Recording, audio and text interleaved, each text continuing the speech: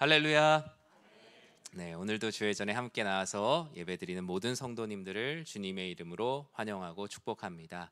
내일부터는 교회 공사가 예정이 돼 있습니다. 본당 안에 뒤에 나오는 이제 스크린 공사와 조명 공사가 진행이 돼서 주중 새벽 예배와 모든 예배들이 다 소예배실에서 진행된다라는 거 참조해 주시고 아무런 사고 없이 은혜 가운데 잘 공사가 마무리될 수 있도록 기도해 주시기 바랍니다.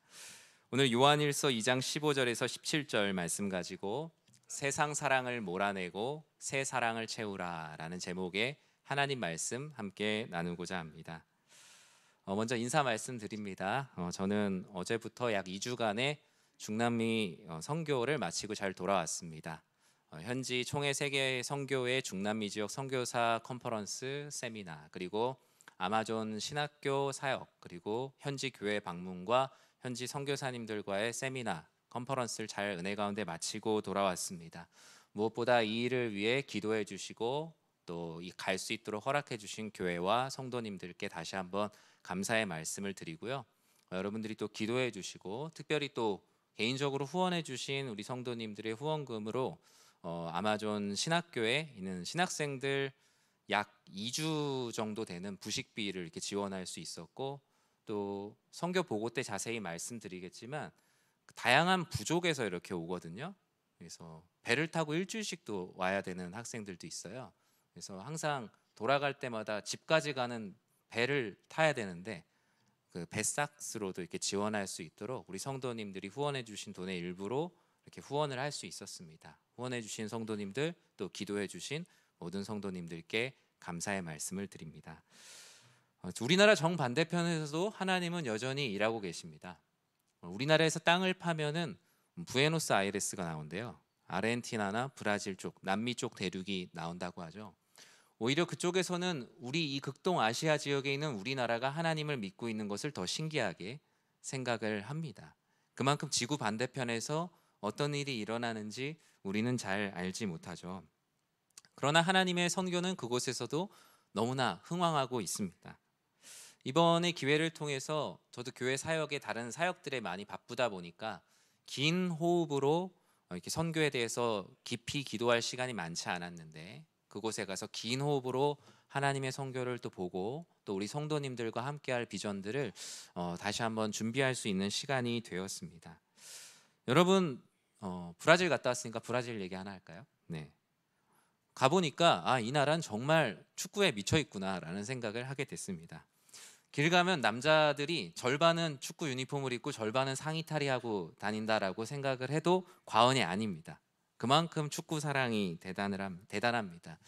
점심을 먹고 있는데 그 시간이 우리나라가 그 20세 이하 축구 대표팀 3, 4위전을 하는 시간이었어요.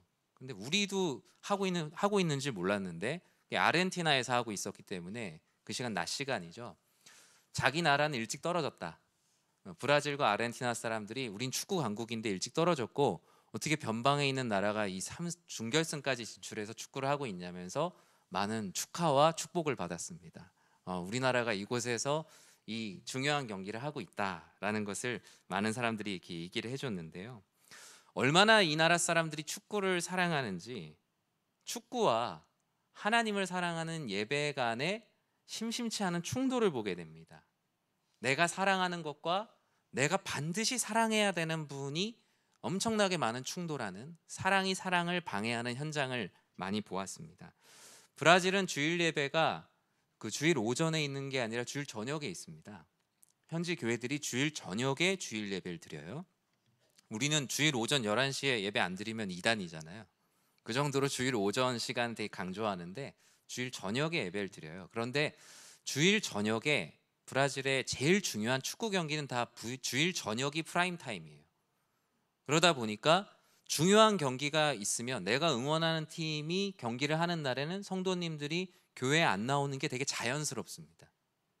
그리고 심지어 그 현지 목회자도 빨리 내가 설교를 끝내고 축구를 보러 가야 되는 그런 것이 그 시대 상황 가운데 이게 통용되고 있더라고요.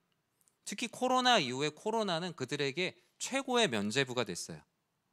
코로나 때문에 교회 안 간다고 얘기하고 축구 보러 가도 아무도 뭐라 하지 않는, 어쩌면 브라질은 브라질 교회에 또 엄청난 위기를 경험을 하고 있습니다. 내가 가장 사랑하는 것이 나를 가장 사랑하시는 분을 사랑하는 것에 방해가 될 때, 오죽하면 브라질에서는 어떤 현지 분이 저에게 얘기를 해주시더라고요. 우리는 축구 신학도 있다. 예수님이 축구 좋아하시는 걸 알고 있냐라고 저에게 물어보셨어요. 저는 처음 듣는 얘기라고 얘기를 했습니다. 그만큼 자신들이 사랑하는 것이 신앙과 저촉되지 않는다는 것을 막 말하려고 예수님이 제자가 왜 12명인 줄 아냐는 거예요. 저는 잘 모른다고. 그러니까 11명의 주전과 1명의 후보 선수로 구성이 되어 있다. 그래서 예수님의 제자가 12명이다 라고 말합니다.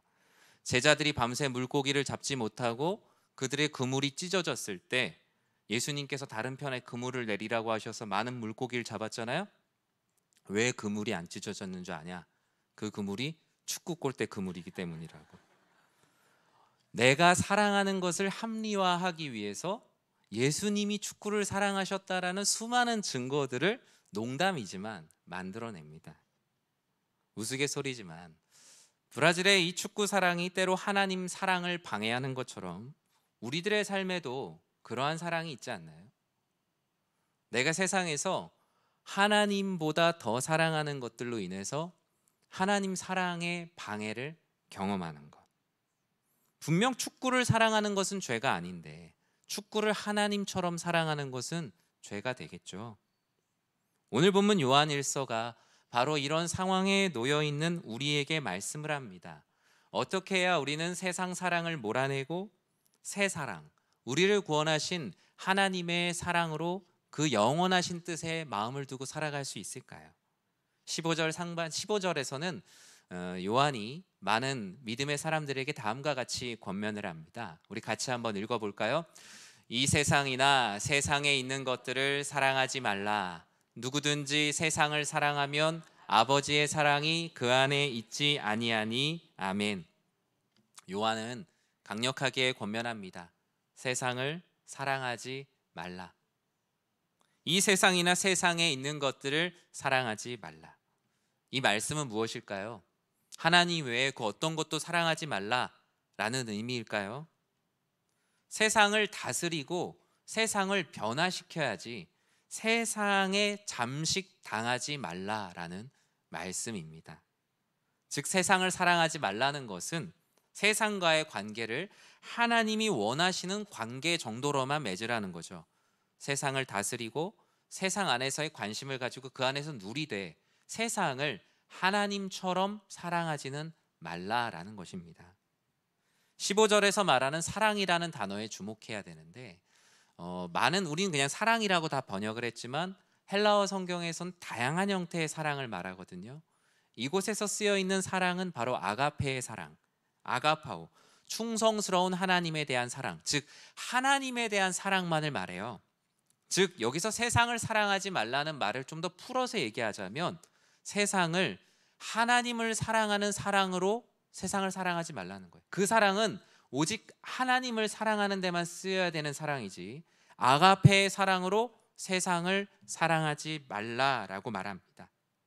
단순히 세상에 있는 하나님께서 누리라고 하신 것들을 좋아하고 관심을 가지는 것은 우리에게 허용된 부분이지만 그것을 하나님처럼 사랑하는 것은 다른 문제다. 요한은 그것을 경계하고 있습니다. 하나님을 사랑하듯 세상을 신앙적인 사랑으로 사랑하지 말라. 왜 그렇습니까? 세상을 이런 하나님 사랑으로 사랑을 하게 되면 세상은 신이 된다라는 거예요. 세상에 있는 모든 것들이 그래요. 여러분 자녀를 사랑하는 것 지극히 당연한 것이지만 자녀를 하나님처럼 사랑하는 것은 하나님 앞에 문제가 될 수 있어요. 배우자를 사랑하는 건 역시 마찬가지입니다. 배우자를 내 몸같이 사랑하는 것 너무나 중요하지만 하나님처럼 숭배하는 것은 다른 문제입니다. 돈, 건강, 취미, 관심사 등 우리의 모든 것은 일반적인 관심사 안에서의 사랑이 되어야 하지 하나님을 사랑하듯 사랑하는 것, 하나님 이상으로 사랑하는 것은 분명히 우리들에게 문제가 된다라고 성경은 강력하게 말하고 있습니다. 하나님을 사랑하는 것과 같은 마음으로 세상의 그 어떤 것도 사랑하지 말라. 15절 하반전에 그 이유를 다음과 같이 말하고 있는데요. 우리 같이 한번 읽어볼까요? 누구든지 세상을 사랑하면 아버지의 사랑이 그 안에 있지 아니하니. 아멘. 사랑하는 성도 여러분, 여러분 안에 어떤 사랑이 자리 잡고 있습니까? 하나님께서는 세상 안에서 하나님을 찬양하고 경험하고 즐기고 살아가라고 분명히 말씀하셨지만 그 세상을 하나님처럼 하나님 이상으로 사랑하지 말라고 분명히 말씀하셨어요. 그런데 우리가 다스리고 섬겨야 될 세상을 하나님처럼 관계 맺고 살아가고 있진 않는지, 세상 사랑으로 인해서 아버지의 사랑이 어느 순간 사라지고 있지는 않은지요. 지금 우리는 우리의 마음 가운데 아버지 사랑을 마음의 중심으로 모셔야 합니다. 그렇게 기도해야죠. 주님, 제 안에 날마다 세상 사랑이 파도치듯 몰려오고 있습니다. 그 세상 사랑으로 인해 제 마음의 방파제가 무너지지 않도록 제 안에 아버지 사랑을 지켜주십시오. 하나님을 사랑하는 것처럼 오직 하나님만 사랑하게 하시고 그 하나님 사랑하는 방법으로 세상을 사랑하여 세상을 하나님처럼 섬기지 않게 해주십시오. 요한은 간절히 당부해요. 왜 이렇게 간절히 당부하느냐? 세상 사랑은 아버지 사랑을 갉아먹기 때문이에요. 세상 사랑은 아버지 사랑과 함께 있을 수 없고 아버지의 사랑을 차지해버리는 사랑이기 때문이에요. 16절에 무엇이라고 말씀합니까? 우리 같이 한번 16절 말씀을 읽어볼까요? 이는 세상에 있는 모든 것이 육신의 정욕과 안목의 정욕과 이생의 자랑이니 다 아버지께로부터 온 것이 아니요 세상으로부터 온 것이라. 아멘. 세상을 하나님처럼 사랑하지 말아야 되는 이유에 대해서 말씀해요. 하나님의 사랑을 세상 사랑이 자리를 차지하고 그 하나님 아버지의 사랑을 갉아먹기 때문입니다. 어느덧 행인처럼 왔던 세상 사랑이 주인 노릇하며 오히려 아버지 사랑을 쫓아내려고 한다라는 거예요. 돈이 하나님이 되면 어떻습니까? 돈이 나를 갉아먹습니다. 어느 순간 내 영혼이 하나님을 사랑하지 못하도록 돈이 내 영혼을 갉아먹어요. 게으름과 편리함이 하나님이 되면 이 게으름과 편리함이 나의 영혼을 갉아먹기 시작합니다. 마치 곰팡이가 생기듯 처음에 작은 부분이 있으면 도려내면 그만이지만 나중에는 오히려 내 안의 본질보다 더 많이 퍼져 있는 곰팡이와 같은 세상 사랑을 보게 됩니다. 요한은 말합니다. 그것이 아버지께로부터 온 것이 아니라고. 너희의 영혼의 곰팡이가 핀 것은 하나님 아버지로부터 온 것이 아니라 세상으로부터 와서 아버지 사랑을 갉아먹는다라고 말합니다. 우리는 누룩이 퍼지기 전에 세상 사랑을 내 안에서 끊임없이 몰아내야 되는데 16절은 그 우리가 몰아내야 될 세상 사랑을 세 가지로 말하고 있어요. 첫 번째는 육신의 정욕입니다. 육신의 정욕은 우리가 죄인이고 이 죄인이란 육신의 장막을 입고 있는 한 어쩔 수 없이 생겨나는 욕심을 말합니다. 주님을 만나기 전 우리의 마음은 크게 기울어져 있었어요. 악으로, 사망으로 기울어진 운동장 가운데 살았어요. 내가 아무리 선을 행하고 내가 아무리 구원에 목말라 있다고 할지라도 그리스도 예수께서 이 기울어진 운동장을 은혜로 영원한 생명으로 바로 잡아주시지 않으시면 우리는 아무리 뛰어도 사망으로 갈 수밖에 없는 그러한 운동장 가운데 살고 있었습니다. 육신의 정욕을 몰아낸다는 것은 죄인된 내 육체가 원하는 대로 살지 않겠다는 다짐이며 다시는 기울어진 운동장에서 뛰지 않겠다라는 하나님의 은혜를 구하는 삶이죠. 사람은 육신의 정욕대로 사는 게 더 편하게 되어 있어요. 몸이 편하고 마음이 편하고 갖고 싶은 대로 갖고 말하고 싶은 대로 말하고 사람은 육신의 정욕대로 모든 것을 이루면 내가 행복해질 거라고 생각을 해요. 그러나 하나님께서는 그렇게 말씀하지 않으셨어요. 너희가 세상을 사랑하면 정말 행복할 것 같냐? 너희의 육신의 정욕이 다 이루어지면 정말 행복할 것 같냐라고 말하지만 하나님은 아니라고, 오히려 더욱더 무기력해지고 소망이 없어지고 더 강한 자극을 원하게 된다. 오히려 삶이 불행해진다라고 성경은 말합니다. 마치 육신의 정욕이 모두 다 이루어지는 것을 몸에 좋지 않은 음식을 잔뜩 먹고 기분 나쁘게 배부른 그런 거 경험해 보셨죠? 내가 별로 몸에 좋지도 않은 음식인데 당장 많이 먹은 거예요. 배는 부른데 내가 이 음식으로 배부른 게 기분이 나쁜 거예요. 육신의 정욕으로 나를 채우는 것이 그와 같은 거예요.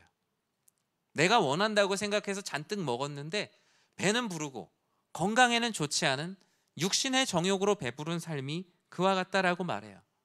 그래서 로마서 13장 14절에서는 정욕으로 배부를 것이 아니라 너희에겐 다른 것이 필요하다라고 말하고 있는데요. 우리 같이 한번 읽어보겠습니다. 오직 주 예수 그리스도로 옷 입고 정욕을 위하여 육신의 일을 도모하지 말라. 아멘. 정욕을 위하여 육신의 일을 도모하지 말라. 너희의 육신의 정욕을 채우는 일에 너희의 인생을 허비하지 말고 오직 주 예수 그리스도로 옷 입으라.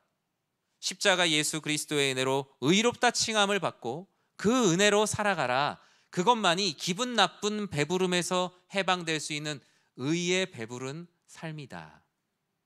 사랑하는 성도 여러분, 육신의 정욕은 내가 욕심 안 낸다고 되는 일도 아니에요.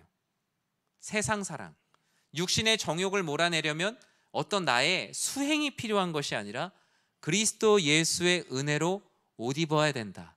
너희 안에 스스로 의롭다는 것이 아니라 칭의가 필요하다라고 말씀합니다. 내가 편한 게 나에게 좋은 것이 아닙니다. 하나님의 마음을 편하게 하는 것, 아버지 하나님께 영광 올려드리는 것이 내 안에 영적인 배부름의 완성이에요. 진정한 평안의 삶입니다. 육신의 정욕대로 살아가지 않고 하나님 아버지의 뜻대로 살아가는 우리 사랑하는 모든 성도님들 되시길 주님의 이름으로 간절히 축원합니다. 오늘 본문에서는 몰아내야 될 세상 사랑 중 두 번째로 안목의 정욕을 말합니다. 안목의 정욕은 말 그대로 눈으로 보는 것을 통해서 생겨나는 욕심들이죠. 앞서 말한 육신의 정욕이 내가 죄인된 육신 가운데 생겨나는 정욕이라면 안목의 정욕은 직접 눈으로 보면서 짓게 되는 죄들입니다. 외적인 아름다움과 화려함에 매료되고 그리고 보지 말아야 될 음란의 시선을 빼앗기는 모든 것이 바로 안목의 정욕입니다. 작년 우리 교회의 표어가 눈을 들어 주를 보라라는 말씀이었습니다. 그런데 우리가 실제로 세상을 향해 눈을 들어보면 우리에게 은혜가 되는 일들보다 우리를 시험에 빠뜨리는 일들이 훨씬 더 많이 있죠. 우리가 눈을 들어 오직 주를 바라보지 못하면 오히려 주님을 바라보는 일에 방해되는 세상을 사랑해야 되는 것들이 얼마나 많습니까?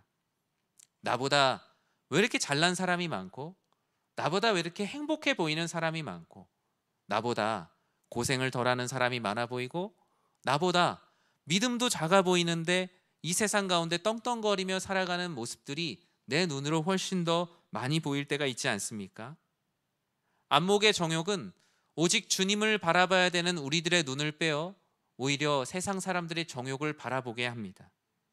성경에서 말하는 음란은 꼭 성적인 문제뿐만이 아니라 우리가 주님을 바라봐야 되는 것들을 바라보지 못하고 세상의 많은 것들에 우리의 안목을 빼앗기며 살아가는 것, 그것이 곧 음란이다라고 말하고 있습니다.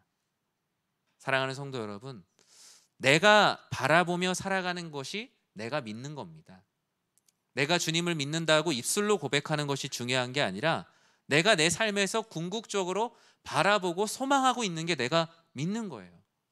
내가 하나님을 믿는다라고 말하지만 전혀 하나님을 바라보지 않고 운에 기대고 있고 재물에 기대고 있고 사랑 안의 관계에 기대고 있다면 나는 주를 바라보는 삶이 아니라 그 모든 것들을 바라보며 안목의 정욕 가운데 아직 벗어나지 못하고 있는 거예요. 주님은 우리의 시선이 세상이 아닌 하나님께 집중하는 우리가 되길 원하십니다. 안목의 정욕에 빠지지 않고 오직 눈을 들어 주를 바라보시는 우리 사랑하는 성도님들의 삶이 되길 진심으로 축원합니다. 오늘 본문에서 몰아내야 될 세상 사랑의 세 번째로 이생의 자랑을 말하고 있어요. 이생의 자랑, 이 알라조네이아라고 말하는 이생의 자랑은 잘못된 자부심, 즉 허영과 허탄한 자랑, 나를 자랑하는 자랑이에요. 내가 그리스도로 인하여서 자유롭게 되었고 그리스도로 인해서 구원받았다라는 예수 그리스도의 이름을 자랑하는 것이 아니라 나를 자랑하는 잘못된 자부심이 바로 이 생의 자랑이다. 이 세상 사랑을 몰아내야 된다라고 말합니다. 세상과 관련해요, 상석에 앉으려고 하거나 대접을 받으려고 하거나 세상의 기준으로 자신을 드러내려고 하는 모든 것들이 바로 이 생의 자랑이다라는 거예요. 인기와 권력과 외모, 가문, 지식 등 허탄한 자랑으로 자신을 치장하는 것. 교회가 병든다는 것이 바로 무엇이냐면 이 이생의 자랑이 교회 안에서도 자랑이 된다라고 말할 때 교회가 병들었다라고 말하는 것입니다. 야고보서 4장 16절에 바로 이와 같은 자랑을 허탄한 자랑이라고 하는데요, 같이 한번 읽어볼까요? 너희가 허탄한 자랑을 하나 그러한 자랑은 다 악한 것이라. 아멘. 야고보 사도도 그리고 오늘 본문의 요한도 말합니다. 하나님을 사랑하는 것이 아닌 세상을 사랑하는 것으로 그 크기를 남들에게 보이고자 하는 모든 것들이 바로 허탄한 자랑이요, 그 모든 자랑은 악한 것이니 너희의 심령에 유익이 안 되니 그 모든 것을 끊임없이 몰아내라 라고 말씀합니다. 누구나 인정받고 싶은 욕구가 있죠. 그리고 인정받았다라는 크기를 자랑하고 싶은 욕구가 있습니다. 그러나 이것이 건강한 범위를 넘어서서 하나님께서 받으실 영광까지 가로채려고 한다면 그것은 허탄한 것이요 심지어 악한 것이다 라고 성경은 말하고 있어요. 자기 자랑을 하는 이유가 무엇입니까? 자기 왕국이 있기 때문입니다. 자기 왕국은요, 자기 자랑이라는 벽돌을 쌓아가면서 만들어야 되거든요. 그런데 하나님 나라는 어떻죠? 하나님 나라는 자기 자랑으로는 쌓을 수가 없어요. 하나님 나라는 오직 십자가 앞에서의 자기 부인이라는 벽돌을 통해서만 쌓아갈 수 있기 때문이에요. 즉 하나님 나라 안에서는 자기 자랑은 하나님 나라가 이 땅 위에 임하는 것에 아무런 도움이 되지 않는 거예요. 자기 부인이 될 때 함께 지어져가는 교회, 함께 지어져가는 공동체, 함께 지어져가는 하나님 나라를 이룰 수 있어요. 우리 안에 육신의 정욕과 안목의 정욕과 이생의 자랑은 옛사람의 모습입니다. 그런데 우리가 여전히 육신의 정욕과 안목의 정욕과 이생의 자랑 가운데 발버둥 치고 있는 모습을 저는 생각해보면 그런 것 같아요. 아까 예수 그리스도의 의로 옷 입으라 그랬잖아요. 옛사람의 모습에 옷을 벗고 싶은데 이 머리가 끼어서 잘 안 벗어지는 거예요. 내 지식과 내 의지가 머리를 크게 만들어서 옷이 안 벗어져서 낑낑거리는 아이의 모습이 바로 옛사람의 모습을 벗지 못하고 아직 세상 사랑으로 가득한 사람들의 모습이 아닐까요? 그렇다면 어떻게 해야 이 세상 사랑을 몰아낼 수 있을까? 우리의 머리 크기를 줄여야겠죠? 옛사람의 모습을 벗을 수 있도록. 성경은 오직 그 모든 것이 하나님의 은혜로만 가능하다라고 말합니다. 이 세상 사랑을 몰아내는 것이 개인의 어떤 수행이나 도를 깨닫는 것이 아니라 우리 그리스도인들에게는 새 사랑이 필요하다라는 거예요.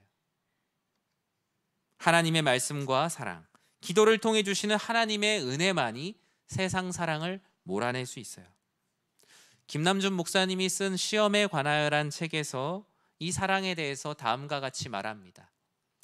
첫 회심의 때는 첫 사랑의 때입니다. 첫 회심을 했을 때 하나님 사랑으로 내 안이 가득하다라는 거예요. 그러나 하나님의 사랑이 항상 충만하지는 않습니다. 금방 자기 사랑이 내 안에서 생깁니다. 그래서 다시 세상을 사랑하게 됩니다. 우리가 시험을 이기는 은혜는 세상 사랑을 몰아내는 최고의 방편입니다. 즉 세상 사랑을 몰아낼 수 있는 최고의 방법은 우리를 시험에서 이기게 하시는 하나님의 은혜만이 우리 안에 새 사랑을 채울 수 있다라는 거예요. 사랑하는 성도 여러분, 내 안에 세상 사랑을 몰아내기 원하신다면 내가 하나님 사랑하는 것보다 더 많이 사랑하는 것들을 스스로 몰아내려고 수행하지 마시고 하나님의 은혜를 구하는 모두가 되시길 진심으로 축복합니다. 하나님, 제가 하나님보다 너무 돈을 사랑합니다. 하나님, 제가 너무나 게으르고 제 편의대로 살아갈 때가 많습니다. 하나님, 때로는 자녀가 저에게 하나님이 되기도 하고 나 자신이 하나님이 되기도 합니다. 하나님, 이런 세상 사랑을 몰아내는 데 있어서 제가 어찌 그 큰 산과 같은, 큰 바위와 같은 세상 사랑을 몰아낼 수 있겠습니까? 하나님, 하나님의 은혜를 주십시오. 하나님의 은혜만이 제 안에 있는 세상 사랑을 몰아낼 수 있지 않습니까? 그와 같이 기도하시는 여러분들이 되시기를 간절히 축원합니다. 말씀을 맺습니다. 여러분, 세상 사랑을 몰아내고 새 사랑을 채우는 것, 이것이 그리스도인으로서 우리의 삶의 가장 중요한 과제요, 우리의 사명이에요. 세상 사랑을 몰아내는 것보다 더 중요한 것은 그 자리를 무엇으로 채우냐는 거예요. 보통 우리가 신앙이 없고 믿음이 연약하면요, 내가 사랑한 세상 사랑을 몰아내고 이젠 더 사랑하는 세상 사랑이 그 자리를 자리 잡게 됩니다. 하나님께서 말씀하세요. 오직 하나님의 은혜만이 몰아낸 세상 사랑의 자리에 아버지 하나님의 사랑을 머물 수 있게 한다라고 말씀하세요. 하나님의 은혜로 세상 사랑을 날마다 몰아내지만 무엇으로 채워야 될지 모른다면 그것은 임시방편의 사랑일 뿐이에요. 여전히 율법적인 삶, 여전히 교조주의적인 삶에서 벗어나지 못한다는 거예요. 제가 성도님들을 위해서 기도할 때, 또 말씀을 전할 때 항상 말하지 않습니까? 전 우리 교회 모든 성도님들이 행복한 신앙생활을 하셨으면 좋겠다. 그것은 무엇이냐면요, 이렇게 해야 되니까 해야 된다, 이런 율법이 있기 때문에 이것을 지켜야지만 마음이 평안, 그런 올무에 갇힌 신앙생활이 아니라 하나님의 은혜로 행복한 삶을 살길 원한다는 거예요. 예배를 빠지지 않고 드려야 된다, 신앙생활은 이렇게 해야 된다라는 틀 안에서의 신앙생활이 아니라 오직 그리스도 예수 안에 자유롭고 평안한 삶, 어디에 있든지 간에 하나님의 은혜를 누리며 살아가는 삶을 사랑하는 성도님들이 살기 원한다라는 거예요. 그것은 세상 사랑을 몰아내고 하나님을 믿는 그 사랑이 내 안에 가득해서 예배를 드리러 누가 나오라고 하지 않아도 내가 예배를 너무나 사랑해서 나오고 싶고, 성경을 하루에 몇 장을 읽어야 돼서 읽는 것이 아니라 내가 말씀을 읽고 싶고, 교회에서 헌신하라고 해서 헌신하는 것이 아니라 내가 주의 뜻대로 함께 세워져 가고 싶은 그 마음, 그것이 바로 세상 사랑을 몰아낸 자리에 하나님의 사랑, 새 사랑이 채워진 삶이다라는 거예요.